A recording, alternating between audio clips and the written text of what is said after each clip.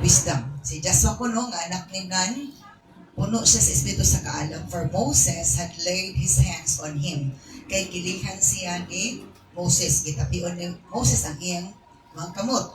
So the people of Israel obeyed him. O katawan sa Israel, nagatahod, nagatuman kang Joshua isip na leader, doing just as the Lord had commanded Moses. Iguhat nila, atod pa ang gisugo sa Ginoo sama sa gisugo ni Moses, ilog kang Moses. So indeed the son of Joshua the son of Nun was full of the spirit of wisdom. So our topic this morning is the spirit of wisdom. Ang espiritu sa kaalam. Let's know more about this. What's the effect or how Joshua used wisdom. Gipuno man siya sa espiritu sa wisdom. Ganun gipuno man siya sa espiritu sa wisdom. Unsay purpose?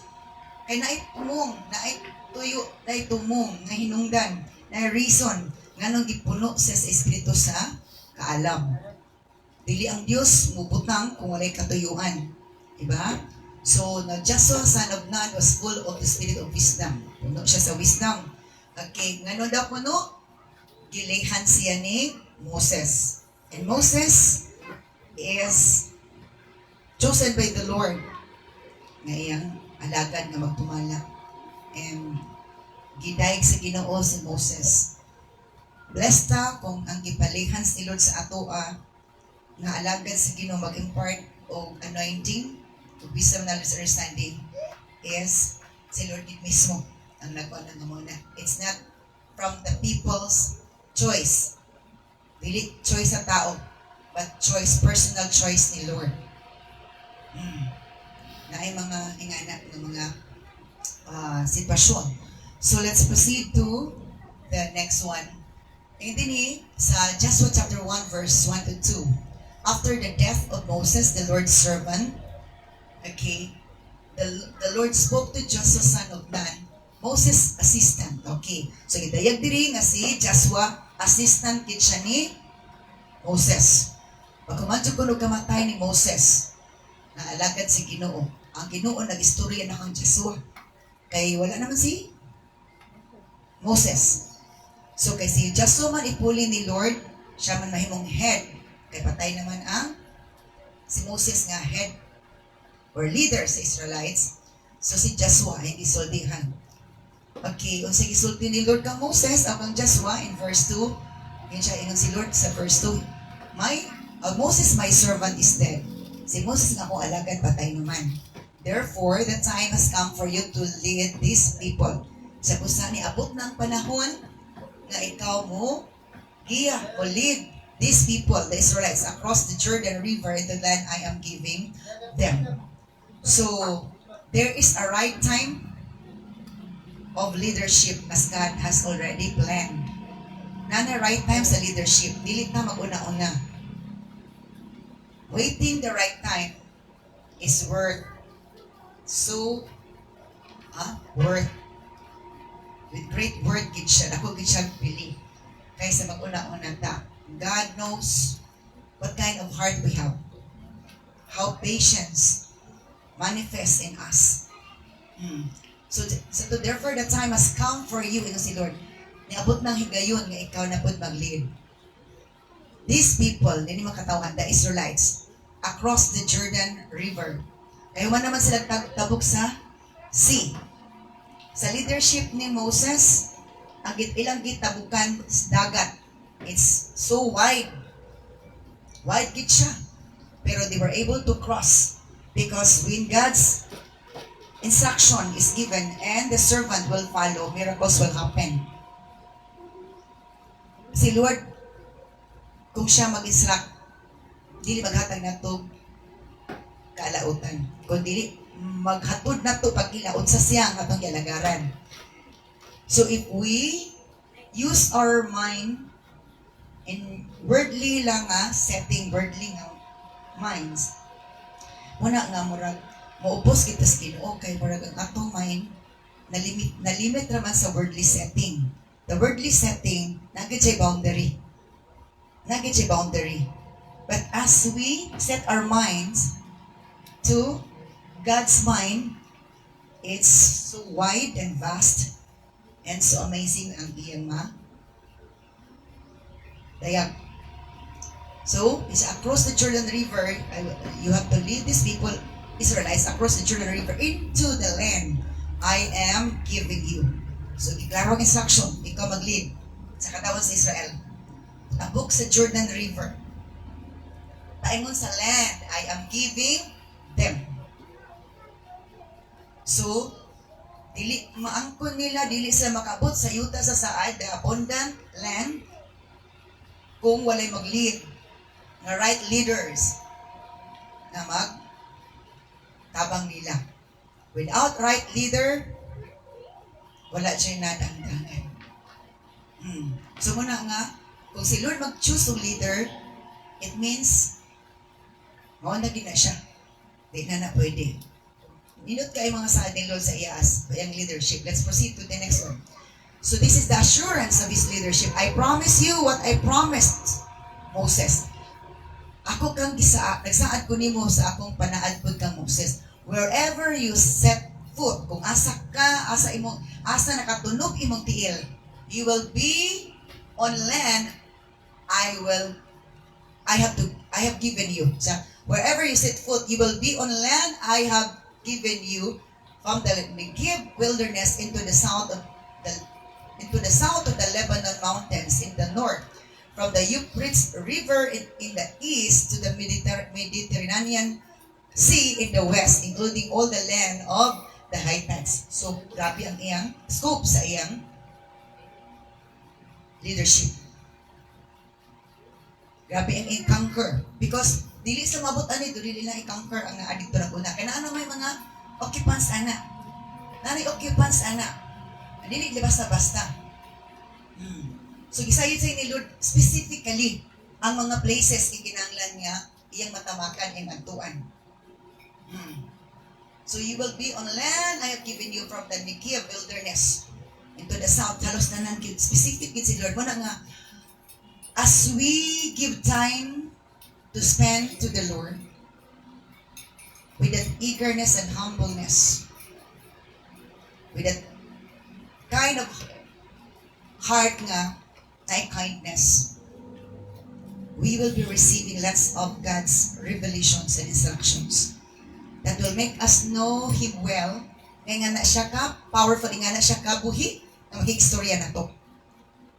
Dili man siya ganang istorya atong dili interested o dili maghatag og quality time.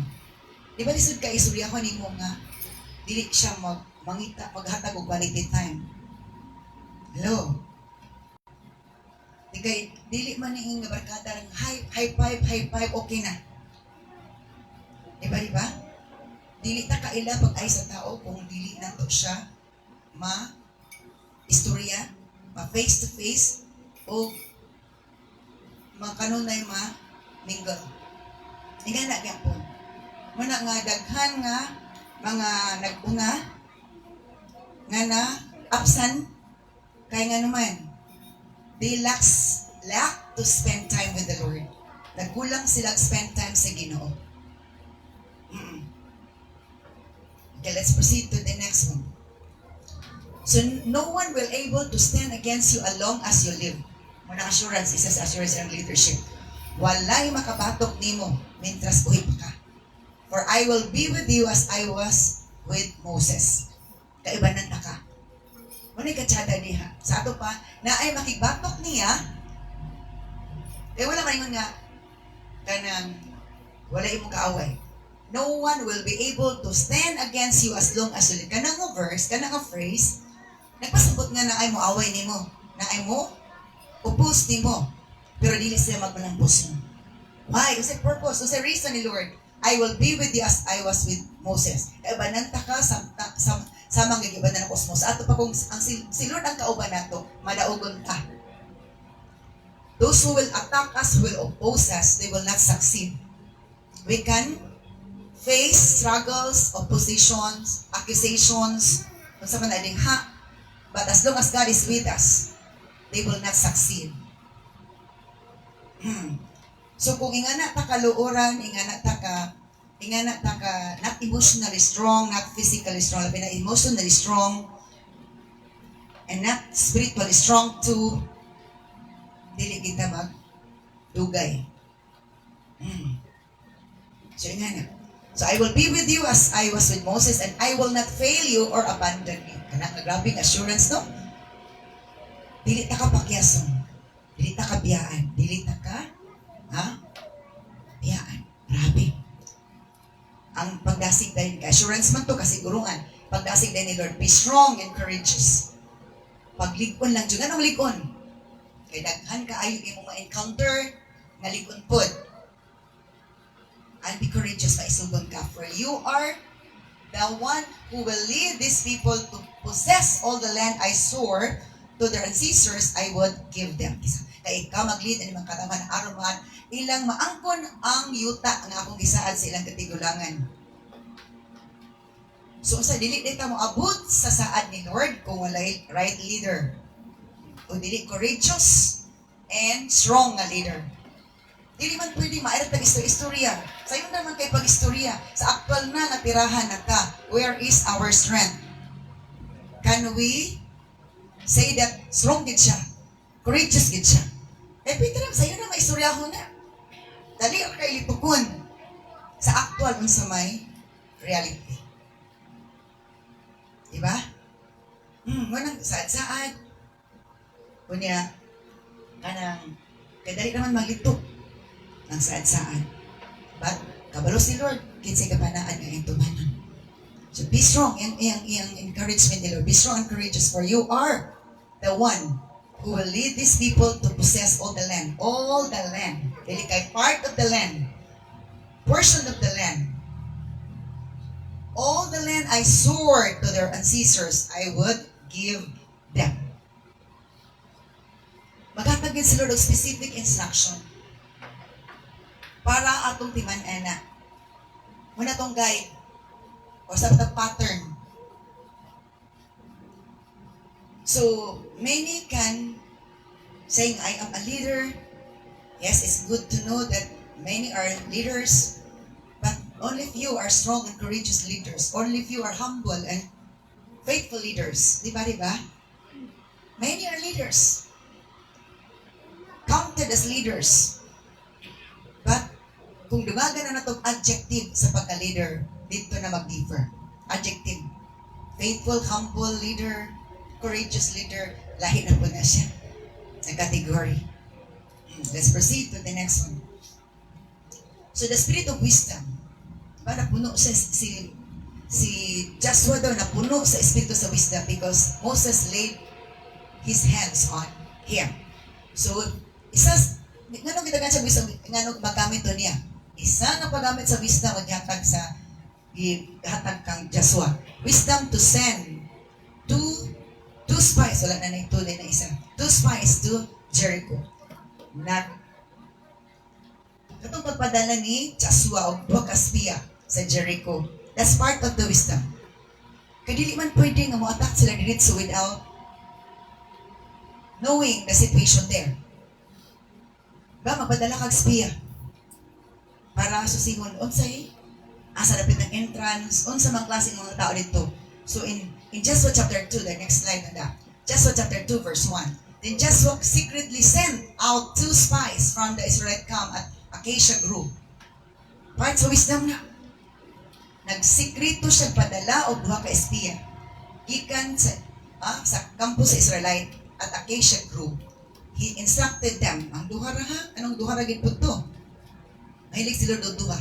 Di ba? He sent them 2 by 2. Mahilig sila do duha. Okay. Scout out the land on the other side of the Jordan River.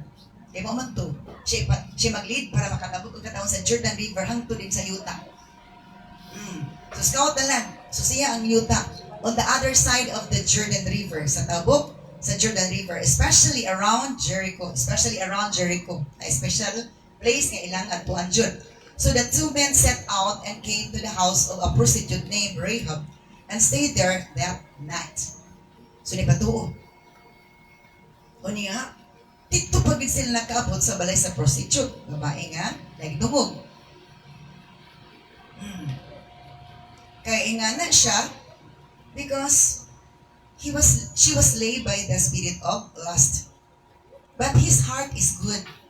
Dili ta ng prostitute is daot sila. They were enslaved lang na ulipon lang sila anang espiritu. Kaya na ay mga entries. Dagan entries ana as we kung i-dig up nato sa demonology, daghan na siya mga entries ana nganong naingana na. So, dito pagit sa house of a prostitute na si Rahab, dito sila puyo o nagtulog pagkagabi sa prostitute. And then, dito sa balay ni Rahab. So, masa nahitabo, pagkabalo sa hari sa Jericho nga, na ay spiya ang ipadala, kaya nag-espiya.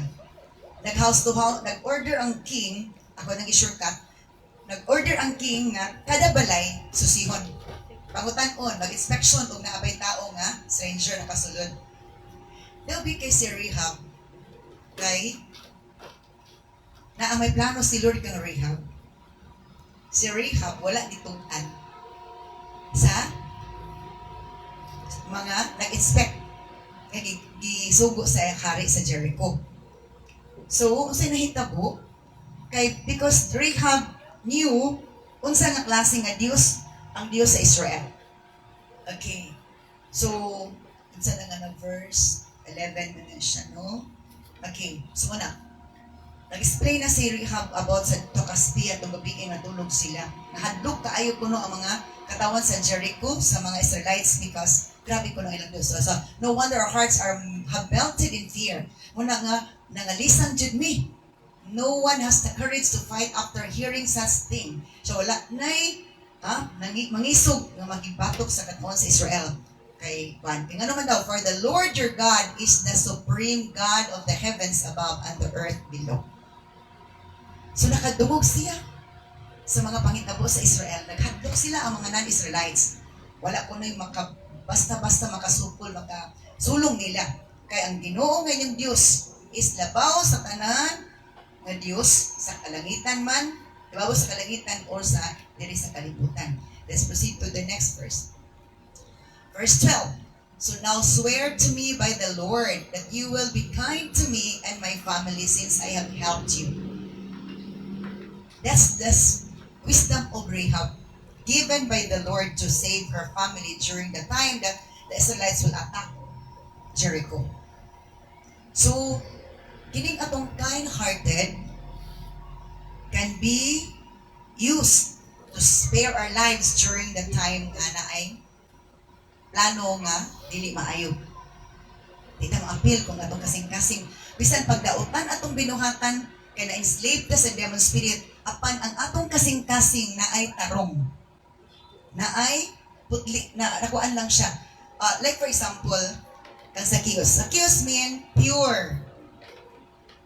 Pero nganong negative man ang iyang pagkaputli gi-coat sa yawa o gi-coat sabi sa nang gi-coat sa pala ano siyang heart itabunan og wickedness through mammon spirit ganahan jud ang kwarta gini mo kwarta padaghan sa mong kwarta ipanghatag sige na ka gusto hindi ko mong kwarta.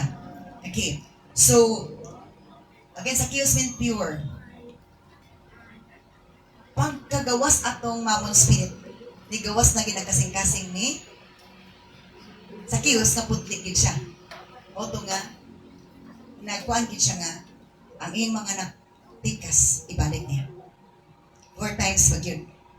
Kaya wala naman tong spirit. So dili ta mo na sino judge not so that you will not be judged. Okay? Kung magkagawas na ng demon spirit na nag-enslave ang tawhana, basig mo tarong pa na kaysa nag-judge. Amen. Tarong pa siya kaysa nag-judge. So he says, now swear to me by the Lord that you will be kind to me and my family since I have helped you. Ano ba ng wisdom ihatag ni Lord sa iyang kasing-kasing? It's coming from the Lord. Kaya kita ni Lord ang iyang kasing-kasing maayon. She's good to his family. Give me some guarantee that when Jericho is conquered, you will let me live along with my father and my mother, my brothers and sisters, and all their families. Kung dili pa maayong kasing-kasing, ngano man nga, naghangyo man siya nga apil ang iyang pamilya sa iyang pamilya, iyang mga isuon, and all their families. Kung magwana-unaon ta sa uban, nauna-una ta silang kaayuhan, it means maayo tag kasing-kasing. Pero ato ra ganing kaugalingon di una-una, di dyan na maayo atong kasing-kasing. Amen. One way of knowing our heart is good is we are mindful to our family, to our relatives. Naguna-una ta sa itong pamilya, sa itong parente, di kay para lagi sa itong kaugalingon, bahala na to sila. So na nakita ni Lord, do ang iyang binuhatan ng record is bad, pero nakita ni Lord ang iyang kasing-kasing nga tarong. Kung ma-encounter na niya ang mga tao nga tarong pod. Kasi usaon na to, paayo-ayo. Kung napay street na di maayo, mugawas gid na siya. Para usahay, usipyat yun. Mugawas din ng pamalikas. Di pa pamalikas? Tawgon mo ang yawa. Nga na. Itong ikat na ko nga message nga dili ang naong gatan, dili sila gatan sa itong naong diretso sa itong kasing-kasing. Yes. Di siya after na balik magagnaong luspad man imong simot may lipstick. Di siya gatanaw itanaw niya itong kasing-kasing. Mapasayloon ba? Wala na ba'y pagtungod kasi na garbo. O siya na. Bahalag, pangit na pa na nasuban. Murag dilita, presentable, dilita, professional tanawon. Because dilita magka-kuha sa ilang level. But in the sight of the Lord, accepted ta, recognized na ni Lord. Ingan na siya. So dilita gusto nga mo, parihan nilang level nga ingana atong i-desire. Mo ni ang wisdom gihatag ni Lord ang Rahab. Nga panahon nga i-conquer na ang Jericho. Nangay siya kasiguruhan. Nga dili siya patyon, uban ang papa niya, mama niya, brothers and sisters of all their families. Kaya mga minyo, mga punto. Na siya concerned. That's part of wisdom. The spirit of wisdom. Muna ang concern ni Lord, all families will be saved. Diba? Gikan pa sa Genesis? Pang Noah? Sige Noah, bagi mo arka. Kay, lunupan ako. Ang maluwas imo na diyong pamilya. Kaya patuo man ay mga anak. Dili pa sabot. Ngalagad si Ginoo ang papa, lulag, lulo. Ang mga anak ug apo, automatic na maluwas. No. Sa blessing, maka-appeal sila sa blessing, pero kaluwasan, lahi na ng istorya. Amen. Patuo man mga anak ni Noah, apel sila luwas. Nakasakay sila sa arka, kaya patuo man sila. Kung man sinaglaglag, nagsuroy-suroy. So let's proceed to the next one. We offer our lives as guarantee. Ito nga verse. Buwan na ba ito? Ano to? Ano ni? So we offer our lives as a guarantee for your safety. The men agree. So mumuntuyang ni Rahab. Ingon ang tubag sa 2 spies. Sige, amo kinabuhi amo gigarantiya. Para sa imong safety. If you don't betray us, we will keep our promise and be kind to you when the Lord gives us this land. Ingon ang duha ka espiya. Kung dili ka magluib na mo, amo nang tipigan, amo nang tungdumo ng imong saad. I'll be kind to you. Maayo ang tatar nimo when the Lord gives us the land. Maghatag na ni Lord ang yuta.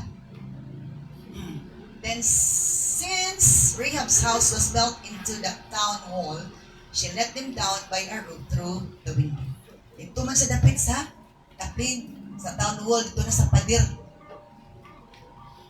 Niya, nagkabuliang na ang kuan, kaya naalagi ko na espiya, nakasulod ng mga strangers. Iya dayong gipanaog, kadlawan pa ang duha. paagi sa iyang bintana, wala sa portahan. Ipakwantong mga nuog na scarlet rope, ipanaog siya, ipasipat. So, inga na ano nahitabo. Now, let's proceed to the next one. Kay, mo man ni ang cabinet nila. Wa pa man ni nahitabo, cabinet nila sa sabot nila. Ilang sabot nila. Napabay sunod na to eh. Wala na kayo din na nakamapas. Okay, grabe po the busy. So, let's proceed to the next chapter. Chapter 3. The spirit of wisdom to Joshua. Wisdom to cross the Jordan River. Dili man, basta-basta matabok, ang tabok po nun, kadili gabitan ng visa. Joshua chapter 3, verse 1 na magsugod. Igawas na din. Hindi natin makapas. So Joshua chapter 3, God give wisdom to Joshua. How they gonna cross the Jordan River? Okay. 3:1. So early the next morning, Joshua and all the Israelites left Acacia Grove and arrived at the banks of the Jordan River where they camped before crossing. Dito man to sila sa Acacia Grove na undusa. So pagsayo daw kuno sa buntag. Si Joshua matod pa, and all the Israelites leader left the Acacia Grove and arrived at the banks of the Jordan River. Nakaabot na sila sa dapin sa Jordan River. And then, atod pa, verse 2. 3 days later, the Israelite officers went through the camp. Tulo ka adlaw ato, ang mga Israelite officer kuno went through the camp. Yato sa camp, giving these instructions to the people. Okay, when you see the Levitical priests carrying the Ark of the Covenant of the Lord your God, move out from your positions and follow them. So, kinag-instruct ang mga Israelite officers na sugod po ni Joshua na kung makita ninyo ang mga Levita nga mga pari, mualsa na gani sa Ark of Covenant katong kining na dito ang Ten Commandments, na dito ang rod ni Moses, siya, move out from your positions and follow them. Ala, magsugod na dahil mo, og sunod. Biya na mo sa inyong tuldahan, sunod na mo, og follow sa ilaha. Let's proceed. Since you have never traveled this way before, kaysa wala pa man mo nakaagi ani nga dalana, they will guide you, sila yung mag-guide. Stay about a half mile behind them. Siya pagpalayo lang mo, distansya mo gamay half mile behind them.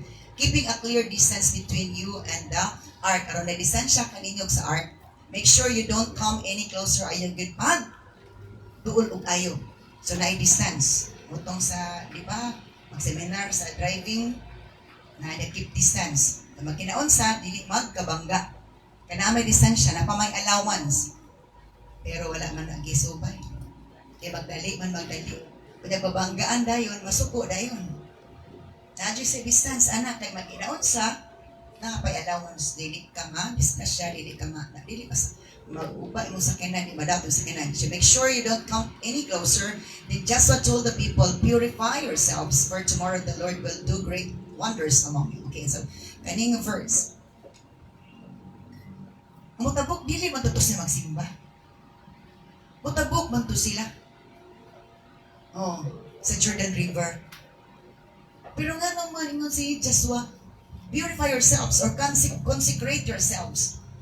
Putliin niyo kagalingon, hinluin niyo kagalingon kay ugma, the Lord will do great wonders among you. Nagpadayag na si Lord kang Joshua na siya buhaton. Pero na, before na buhaton ni Lord, na pa siya instruction. Nagpadayag na si Lord kung si buhaton niya pagkaugma. Pero na pa sila buhaton, para buhaton ni Lord ang iyang saad. Purify yourself for tomorrow that the Lord will do great wonders among you. Next verse. In the morning, Joshua said to the priest, pagkabuntag, naingon si Jesus mga pari, left up the Ark of the Covenant and lay the people across the Jordan. Sa asahan na ng Ark of Covenant. Katong pinakabalaan nga object butang sa kung holy place. O lead the people across the river. Kamu mo giya, Mulo sa katawan mo, tabok sa Jordan River. Across the river, river, dili, sapa. Wala gid sa ingon na. Lawa man na, suba. Imo lang ning lumsan. Mga basa mo sa nina, panuton ni. So they started out and went ahead of the people. Nagsugod na. They followed the instructions of the Lord. Sugod sila. The Lord told Joshua, ngayon na po si Lord kang Joshua, today, I will begin to make you a great leader in the eyes of all the Israelites. So si pasabot, si Lord magpadayag, unsaon niya pagpakita sa mga katawan nga mao na siya nga leader, great leadership. Dili makita ang great leadership kung walay miracles. Unsa may proof? May kang leader, great leader ka, dako ka nga leader. Kung walay proof. Siya, today, karong adlaw, I will begin to make you a great leader. In the eyes of all the Israelites, si Lord mismo magpakita, unsa siya nga leader. Kaya para sa uban, dili pa na madawat, kaya gusto na ano si Joshua po. Overqualified, qualified, mag-on Joshua. Sometimes, yung anak tao, ano siya man? They will know that I am with you. Masahid silang ako ba nila? Just as I was with Moses. Let's proceed to the next one. Give this command to the priests who carry the Ark of the Covenant when you reach the banks of the Jordan River.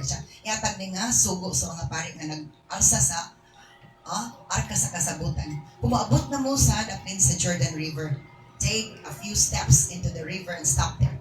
Pagtikang na sa upila ka, tikang pag-abot na mo sa daplin. Daplin pa, pagtikang ninyo sa tubig na sa Jordan River, tikang na magpila sa katikang. Take a few steps into the river and stop there. Pipila lang katikang, ilang tikangon, mo stop din sila. Una instruction ni Lord kang Joshua, naingon niya mga pare. Kaya mga pare may maguna. So Joshua told the Israelites, come and listen to do what the Lord your God says. Sali, aminaw sa amo kung unsay kingon sa Lord nga iyang i-sulti ka nako. Let's proceed. Today you will know that the living God is among you sa kab. Dili wala na kaya ang kaugalingon siya.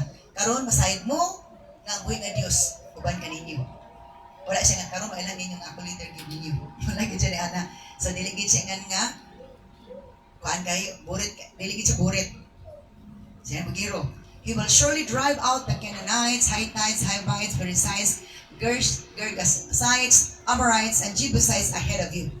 Si Lord na mismo mag-abog ani mga klaseng mga kaliwat ni Kaan, ni mga Hittites, Hivites, Perizzites, 1, 2, 3, 4, 5, 6, 7 ahead of you. Si Lord mag-drive out. So, sabot, as long as there is obedience, si Lord mag-muhat. If there is obedience, ang mga daghan na kontra, daghan kontra, kuyaw sila. Pero kung may obedience, si Lord ang mamuna. Look, the Ark of the Covenant which belongs to the Lord of the whole earth will lead you across the Jordan River. Tanawa, ang Ark of Covenant, because natin itong presence ni Lord, which belong to the Lord of the whole earth, will lead you across the Jordan River. So, si pasabot, ang alagad si Ginoo carrier sa presence ni Lord, the holy servants of God, the obedient servants of God, not reactive. Maoy, himuon nga, instrumento nga ang presence ni Lord, mag-uban. Be sure nga, before ta mo lakaw, nag-instruction ni Lord, kung ma-follow yung instruction para walay distraction. And He will lead you across the Jordan River. Mo'y mag-lead. Let's proceed to the next one. Now choose 12 men from the tribes of Israel. Sa papilyo, 12 ka, tao sa tribo sa Israel, one from each tribe. The priests will carry the ark of the Lord of all the earth. As soon as their feet touch the water, o sa diha nga makatunog na ilang tiil sa tubig sa Jordan River. As soon as their feet touch the river, the water, by the way, the flow of water will be cut off upstream, and the river will stand up like a wall. Grabe. pagtunog nila sa tubig, ang tubod sa tubig, ang flow sa tubig mo stop. The flow of water will be cut off. Maputol. Stop. So the step of obedience can perform miracles. Can bring forth miracles. The flow of kung makatunog na ang inyong tiil sa tubig, ang dagan sa tubig will be cut off upstream. Dito sa ibabaw, makat off. Dito sa ibabaw, makat off. Dili silang gitumban. Pag sugod ang lagtunog, dito sa ibabaw sa unahan, i-cut off na ni Lord. And the river will stand up like wall. O magsugod din o stand up like wall. Di ba sa naitabo kang Moses, ingana gihapon? Pero kang Moses, magod nagamit og rod. Iana ang rod ang iyang sunggod. Nabikas ang river. Pero karon dili na rod. Mo step into obedience. Step of obedience. Naibuhaton si Lord sa suba. Dili isa pa. Cut off ang flow sa river, water up dito ibabaw, unahan. And the river will stand up like wall. Pag cut off ito, maghimo din si Lord ng wall. Wall of protection, nga dili ang tubig sana maka-flow. Ipunto dito for the protection of the obedience niya ng mga leaders, people. Kaya gi-obey nila instruction ni Joshua. Wala po na ingon to mga pari mo to nag-una. Wala na ingon pari. Ikaw lang Joshua mag-una, ikaw good leader. Sometimes, dili mag-unang leader, mag-instruct lang. Pero nagya mo sa grupo. Wala gisa nga, ikaw lang mo na lead. Basta, ikaw man ang leader. Sunod lang minimo.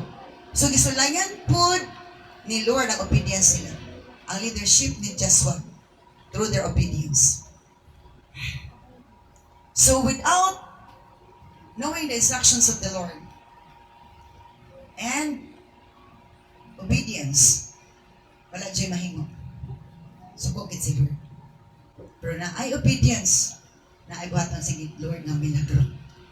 Okay, let's proceed to the next one. So the people left their camp to cross the Jordan. Okay, instruction mo ito ganina.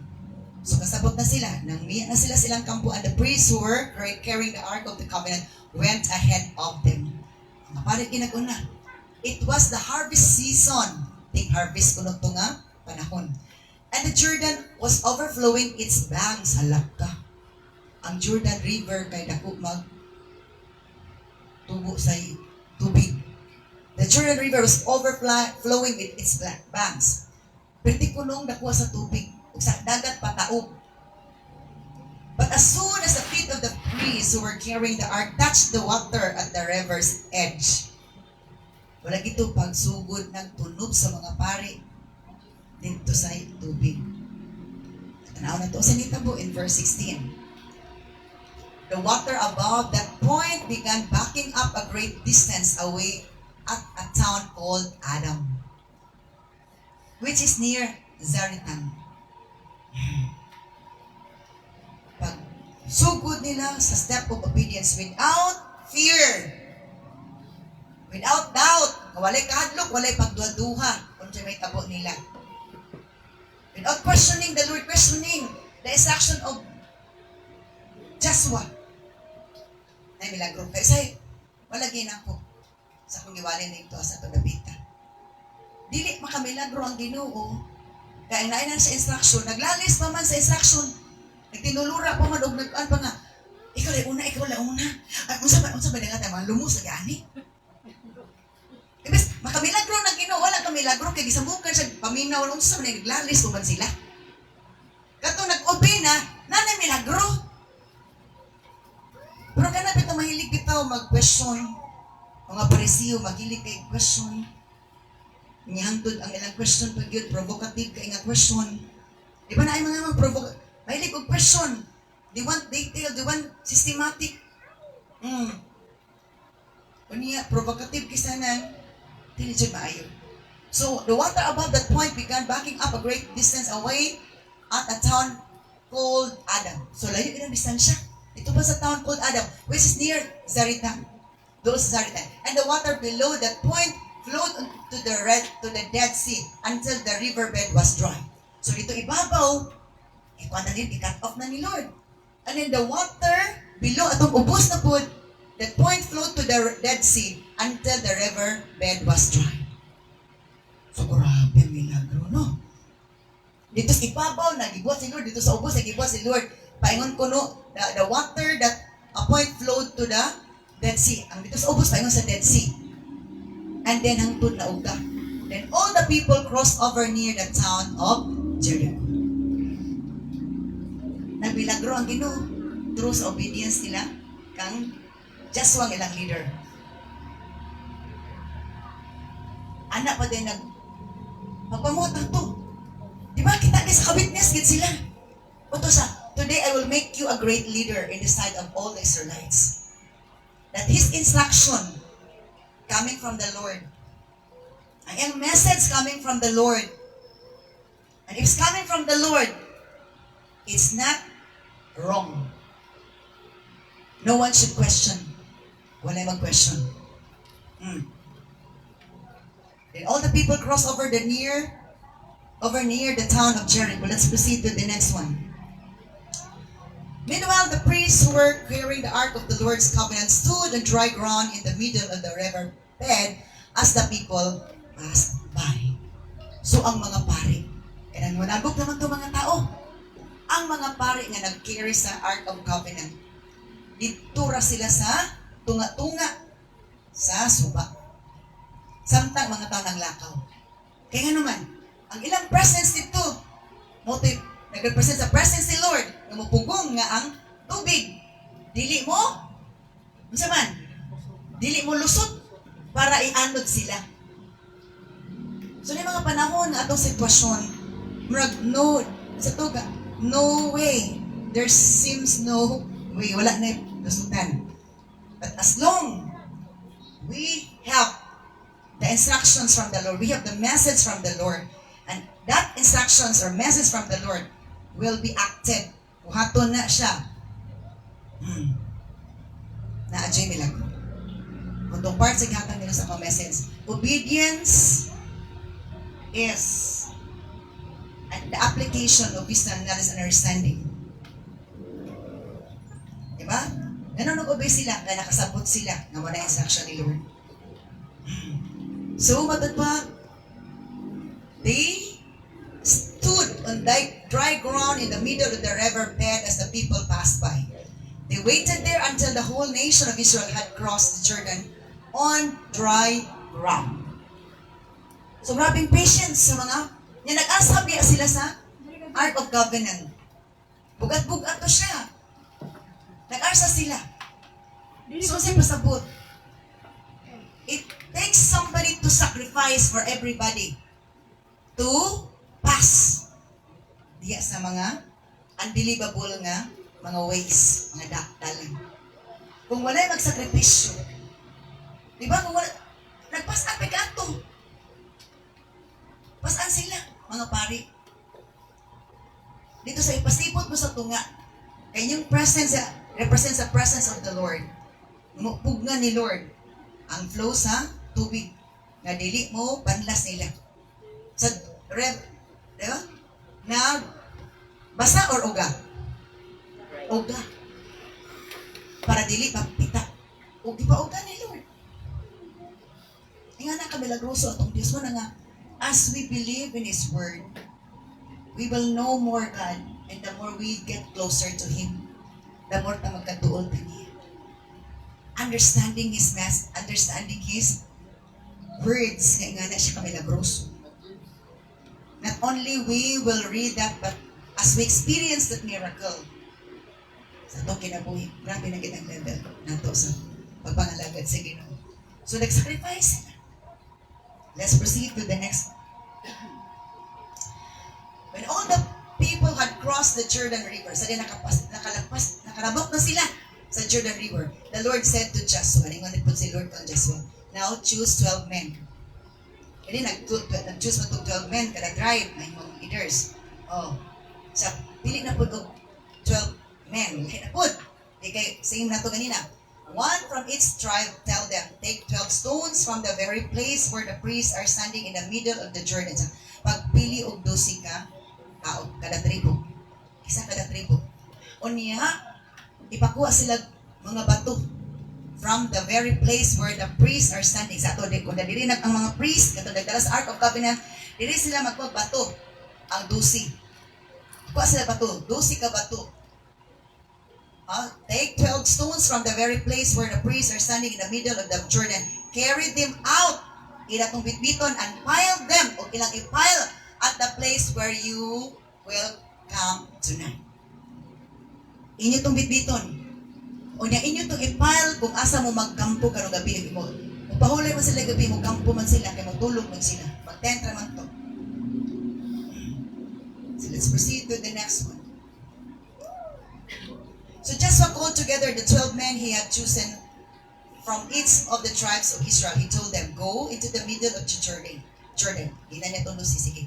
Anto na po sa tunga sa Jordan. In front of the Ark of the Lord your God. Atubangan yun sa Ark of Covenant na gigunitan sa mga pare. Each of you must pick up, patag-usan ninyo must pick up one stone. Isa lang ka stone. Dili rock ha? One stone. And carry it on your shoulder. Isa ra ka stone nga man ibutang man sa ilang abaga. Carry it out on your shoulder, 12 stones in all, one for each of the 12 tribes of Israel. Nga naman itong ibutang man sa shoulder, it means sila ang magpasan. Di ba ang magpasan shoulder? Responsibility. Diba, ang kasagara, mahagsaan sa responsibility, katong kapiyalan, katong kasaligan. Anda mo, alsa, anda mo sakwat, anda mo pasan, o responsibility. Na si Joshua leader, pag naapa siya mga lain na leader, na yung masugo niya, na makatapang para sa kinatibukan, ha? Bulaton na matuman para na yung kadaugan na ay nilang. So kung kita masubuan, angay ba nato? Ikasubo, ikalain, ikabugat, dili. Anita, suko-suko man. Higher pa mga position. Suko-suko man. Diba? So, we will know the kind of our heart, the kind of our mind, as there is instructions. Each of you must pick up one stone and carry it out on your shoulder, 12 stones in all. Wala pa siya nga, lanang ibutaw magit sa mong abaga. Amo na lang di nga naon, Lord, kay stone rabe, nabugaan rabe, dili ba a rock. Kaya ito sabot. Andam ka mo pasan sa buluhaton. Andam ka mo pasan sa mga pas-ononon. Amen. Ibutang dili anaon lang. Upasan ta. Upasan ta responsibility di kay ipas lang nito. Ato lang sa ipas atong pasa. Andam ta mo pasan o responsibility. Dili ka ipasa lang ipas on lang. Atong pasanon. Let's proceed. So we will use the stones to build a memorial. Kaya gamito nato ni nga stone, imuon nga memorial. Handumanan for a miracle that God did of crossing Jordan River. In the future, your children will ask you, kaysa umaabot ng mga panahon, ang mga anak mo, tani, what do these stones mean? Sa unsa may pasabot ani mga batuhan, nganong naingani man ni? Sa ato pa, walay makadare ato og labot. It's a memorial. Wala ibutang nito ang statua ni Joshua sa iyang leadership. It's just a stone. Or stones, 12 stones. What do these stones mean? Then you will tell them. They remind us that the Jordan River stopped flowing when the Ark of the Lord's Covenant went across. Mo ni pagpadumdum nga ang Jordan River ni undang og agas sa diyang nitabok ng mga katawan sa Israel under the leadership of Joshua. Miracles happen as the leader of God will obey him. And as the leader will instruct to the people, will obey. It means there is unity. If there is unity, there is victory. Yan na. So these stones will stand as a memorial among the people of Israel forever. Forever. Sa ato pa, sa pasabot. I-protect po ni Lord nga walay makailabot ato. Walay makakuha atong 12 stones. It's a memorial. That this is a sign na ang Diyos nagpaundang og tubod sa Jordan River sa ding tabok ni mga katawhan. Walay manghilabot ato. Walay basta makaipot ato. Na protection ni Lord. So sa pasabot, ang memories of God's miracles must be remembered and God alone must be exalted. And that memory is through the leadership of a true servant of God who truly obey the Lord with courage and strength. Courageous siya. Si Jesus. Lagi na ako, dili tanang leader have that adjective, strong and courageous, faithful and humble, with endurance to go on in the battle. Let's proceed to the next one. So the men did as Joshua had commanded them. They took 12 stones from the middle of the Jordan River, one for each tribe, just as the Lord had told to Joshua. They carried them to the place where they camped for the night and constructed the memorial there. Bato lang. Dili. Naong ni Joshua. Pagtanaw na ako sa open ko sa mong Facebook. Hala. Ano may diritso. Buti, noon ba ito na may sa tuwa si Rene Batebunia dito sa Davao? Hello. Grabe. Diretso na sa tuwa dahil. Diba? So wala, dili ang naong ni Joshua. Ibutang dito. It's just the 12 stones as memorial of crossing Jordan River through the leadership of Joshua. Because si Lord naghatag wisdom ni Joshua. They can cross the Jordan River. The spirit of wisdom was given to Joshua. How they gonna cross the Jordan River?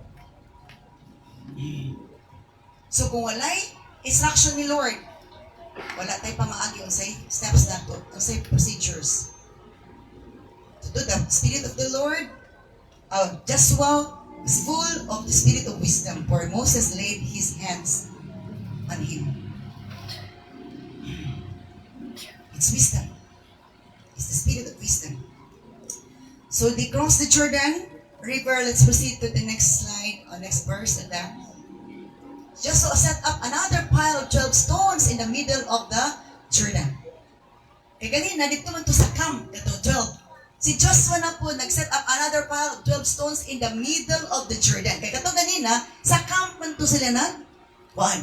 Karon si Joshua na po at the place where the priests who carried up the Ark of the Covenant were standing, and they are there to this day. Sa ito pa, God really protected that stone pile through the instructions of God kang Joshua the leader. I-protect ni Lord. So sa'y pasapot na ay protection sa iyang mga memorials na gipanghimo sa iyang miracles. Dili memorial na isang tuwa. Diba? Let's proceed. The priests who were carrying the ark stood in the middle of the river until all of the Lord's commands that Moses had given to Joshua were carried out. Meanwhile, the people hurried across the river bed. So, mga pari nga nagkuhan dito kung sa tunga-tunga sa river, matod pa, ito na sila barog. Ipaabot nila ang mga tao nakatabok. Verse 11. And when everyone was safely on the other side, nakatabok na, dito na sa other side, The priest crossed over the ark of the Lord as the people watched. Anak pa dayon ang mga pare. Nitabok na po. Ito mo gusto nga. The priest crossed over the ark of the Lord as the people watched. Nitabok na sila. Itanaw sila mga tao. Kaya sila may nabiling dito. Bakit nga ito? Nakadabok na ang tanang tao. Anak pa rin sinitabok. The armed warriors from the tribes of Reuben, Gad, and the half-tribe of Manasseh led the Israelites across the Jordan just as Moses had directed. Pagkitabok nila, nanay mga warriors, armed warriors. Nga naman, dito sa dagat, ang ilang contrary dito, ilang fears ha, malungo sila. Pero pagtabok sa dagat, tabok sa Suba, Jordan River, land naman to. Naay mga tao dito, naay mga kontra. So, kinangnan sila mga warriors. Mga warriors. Sa ato pa mga armies. Nada yun. The armed warriors from the tribes of Reuben, Gad, and the half-tribe of Manasseh led the Israelites across the Jordan just as Moses had directed. Let's proceed. These armed men, about 40,000 strong, were ready for battle. Gabay na no? Millions pa ito sila.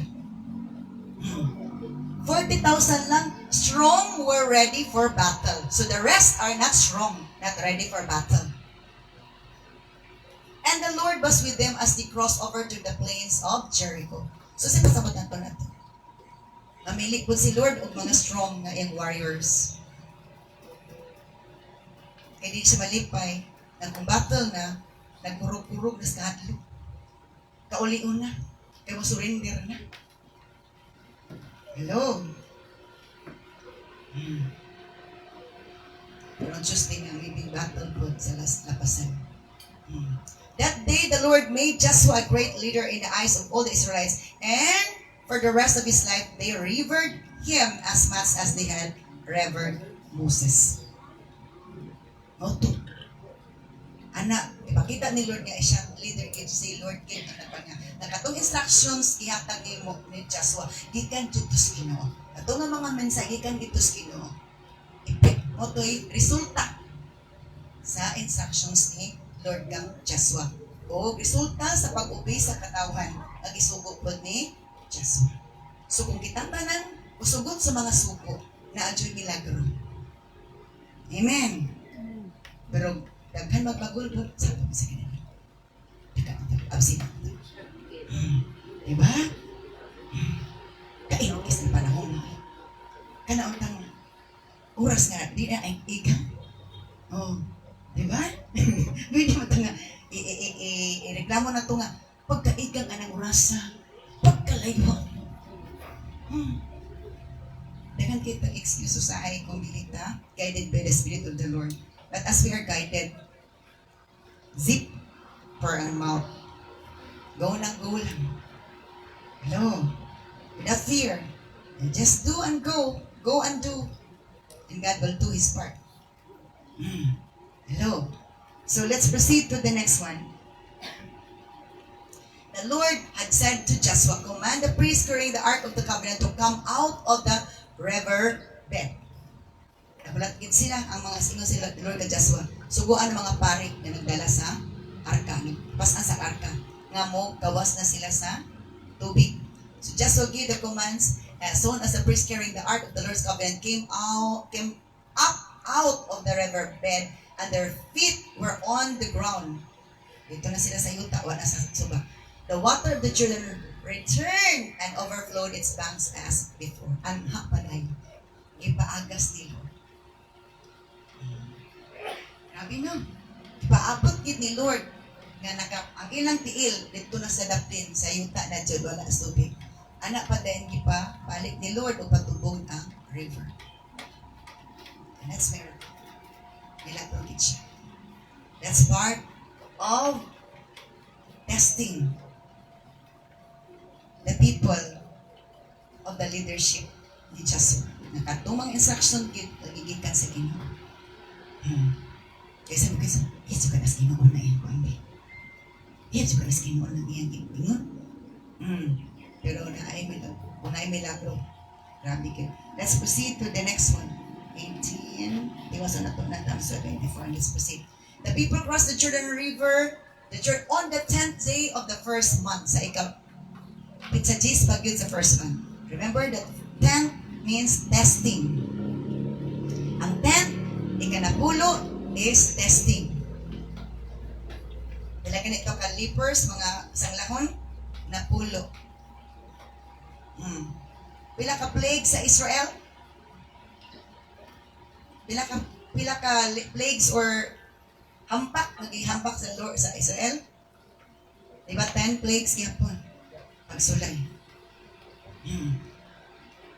The people crossed the Jordan River on the 10th sa Pitsagis sa first month.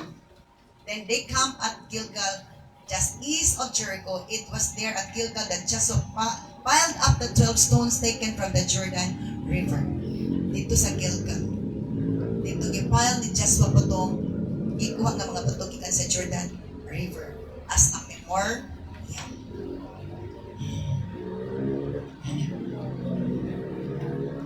Nindot ka. Let's proceed to the next one. Dewasa na to ang chapter 4.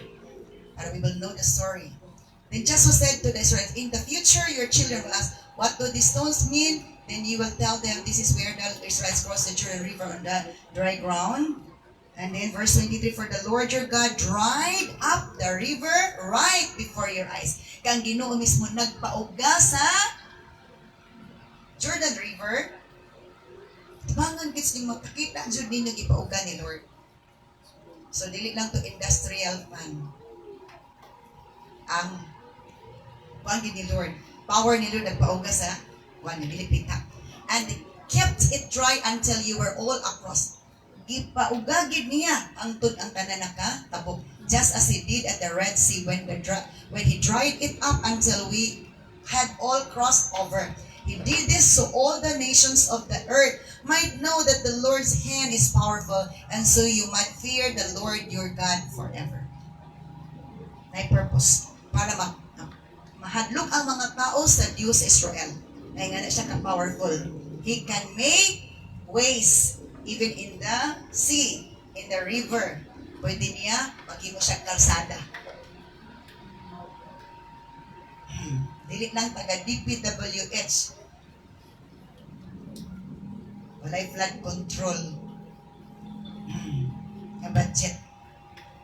Hello, wala na itulay. Nga pila pa ka years nabuhaton para makatabok sila. Walay bangka para hatod-hatod sila. God made a way. Hindi mo ginugdalan. Muna at unsa man sitwasyon nato, maghimo ang dalan ang Ginoo basta maminaw kaniya. Ika magdawat niya. Amen. So, malabo man, malabo. Malabo kung wala na pagtuo. Pero kung natin pagtuo, dili, malabo. Okay. So, spirit of wisdom to lead the people of Israel to cross the Jordan River. Number 3 nga wisdom. Wisdom to conquer Jericho. Ang pag-wisdom sa pag-conquer sa Jericho na po Joshua chapter 6. Di pulos factor, i-conquer na i-conquer na. Ang Joshua is to conquer. Mga milagro niya, winning the battles. Kang Moses is, grabe mo to nga miracles nun to. Lahipod nga miracles. Kang Joshua, miracles through kining battles nga ilang atubang sa dito na sa Utah. Pero sa Jordan River, milagro nga hindi nakatabok sila. That's wisdom. So it takes wisdom to become victorious and to let God do His miracles. Hallelujah. So balik ko na to, the second slide. We have to continue by next Sunday. Anis atong Sunday school. The second slide ay, balik ko na ito, backward dahil sa dahil. Atong key text.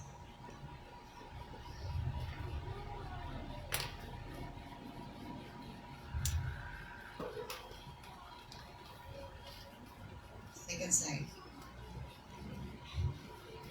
So it is sa Joshua 34 verse 9. Now Joshua son of Nun was full of the spirit of wisdom. Karon si Joshua ang anak na napuno sa espiritu sa wisdom. For Moses had laid his hands on him. Ang gigamit nga instrumento ni Lord, napuno sa wisdom si Moses. Paglihan si Moses, ang wisdom gikan sa Ginoo, ni naog gikan sa Dios paingon ka Moses og ni impart. Ni transfer kang Joshua para magamit niya pag-lead sa kagawad. Kaya lisod ka ay mag-leader ka nga wala kay wisdom. Ulos ng istorya ay walay kaalam. Dagan istorya walay wisdom. So the people of Israel obeyed him, doing just as the Lord had commanded Moses. So nga na it's not easy to lead people without wisdom, without God's guidance and instructions. Distraction pa ingon, walay kadaugan. Hallelujah. So, yesterday sa second session na mo sa isa ka kuan, area nga iba, trabaho nila sa atoa. Nato schedule pata na po na sa Tuesday na ang baliti, ang kuan gid sa baliti. Mga gamot sa baliti, ni katay na ginito silang uwan. So, nag-schedule mo na ang schedule. So, it's a big battle. Kay sa first day na mong session ato Monday, semana ugma. Grabe jud. Pag-abot na mo diri, battle gyapon. Kay nabiran si Queenie. Battle. Alas 2 na ko gipatulog ino nga okay na si Queenie. Si Inday og si Pastora Loy alas 3 na sa gipatulog. Kay grabe nga battle ato. Kaya wala pa nagpuntang ang battle. Careful ta sa mga items. Kay bisan ang engineers ang ari kasi nagkuhan na listen check na something sabi ko wala na pastor paggabi pagkamulo kong prayer ingon siya pastora di kiday pastora kaya sa mura gisuyo ko pastora pag tindog niya sige ko pumalantong sa general diri ang tunakwa lagi na it's kanang sa kubra gina nadito sumutong na naka-decide ng kisyon ko no ikuan ima na ginigi itsakwera kay siya yung hinungdan na spirit behind na ni. Kuyog kay mga bangkok karon ka na mga design abi na to. Kuan lang na siya, art lang na siya. Dili ni art na something behind. So muna, if we don't have the spirit of wisdom to discern unsa na, so kasi unsa ano to pray kay naa pa man ito na ikaw din ang to dito kay piling ko kay ginikuran pug kagi kuan pug i-control ka manipulate. So wala sige lang prayer, wala sa wala effect kay naaman kinahanglan nga waon jud kay mura bagingan ba bisan pag ampo ka nga katong tunok mawala na pain dili gid mawala ang pain kung naa pay tunok so kaon ang tunok whatever the thorns unsa man ang tunok kaon jud na sige kang ampo na dili pa nimo kaon tunok sige kay putog sakit kung makuha na tong thorns hinahinay ng healing ato so ingan na siya there are things muna cleansing me. So cleansing, kung mag-cleanse, ang tanang hugaw pagawas. Ang tanang hugaw pagawas. Ang tanang hugaw nga na yung mga items na tanaw ni mo, limpyo, pero na hugaw, na spirit behind, na spell. Pagawas gina siya. So yun na, that's part of the spirit of wisdom. To kining pull out the items that they do not bring good. Para sa ato valuable pa siya. Pero valuable ang life kaysa sa things, di ba? Pililuhon ang kinabuhi kaysa butang. Siya kasuyupod ko. So yung nga ni kumani ko, it's good to be honest with what did you notice and observe and feel. Kaya pag kinapilong na ka, kaya maulaw ka. Tungkol sa karbo. Ako, it's good to be honest at all times. Amen ba? We have to be honest in our observation mo sinahitabo, sina-experience mo, sina-feel mo. So that's part of wisdom, to be truthful. Isulti na to ang kamatuoran. Not hide it. Kaya dili na magkatabang. Let us pray. Father, kanting bisama sa impulong. Sanctify and bless your words, that we will always remember what you have done. That during the time of leadership, the leadership of Joshua, you give him wisdom to handle the people, to handle the situation for crossing the Jordan River, O Lord God. Help us to become obedient too, like him. And as we are instructed to do something, O Lord God, dili may mo react. Kundi ko patuo mi, dili mi mo justify, but we will just have to do and obey, O God, so that there is victory after all sa mga instructions nga naman na nabuhat, Lord. Bless us all together in Jesus' mighty name we pray, and everyone will say, Amen.